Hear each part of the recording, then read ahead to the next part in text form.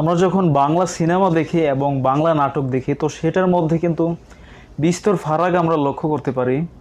বাংলা সিনেমায় যেভাবে বাঙালি ডিরেক্টর তারপর হচ্ছে প্রডিউসার আছেন যারা মেকিং করেন, তারা কিন্তু আসলে সিনেমার মধ্যে অনেক রকমের ঘাটতি রেখে তারা মেকিং করেন। সব ধরনের টেকনোলজি, উন্নত টেকনোলজি কিন্তু আমাদের বাংলাদেশের সিনেমাতে ব্যবহার করা হয় না। কিন্তু এদিকে কিন্তু উল্টো দিকে নাটক কিন্তু আসলে সাধারণ প্রযুক্তি ব্যবহার করে কিন্তু নাটক করা হয়, তবুও কিন্তু নাটক আসলে বাস্তবে এবং রিয়েলিটি হচ্ছে। তো এখন কিন্তু মানুষ, সিনেমা প্রেমী মানুষগুলো কিন্তু সিনেমা বাদ দিয়ে এখন কিন্তু নাটকের প্রতি ঝুঁকে পড়তেছে এখন, কেননা নাটক কিন্তু অতি সহজলভ্য, সিনেমা হলে যেতে হয় না, ইউটিউবে কিন্তু তারা সার্চ করলেই নাটক অটোমেটিক পেয়ে যায়।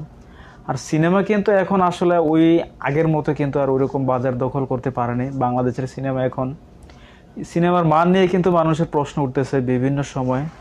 আসলে বাংলাদেশের সিনেমা কিন্তু আগের চেয়ে অনেক কোয়ালিটি খারাপ।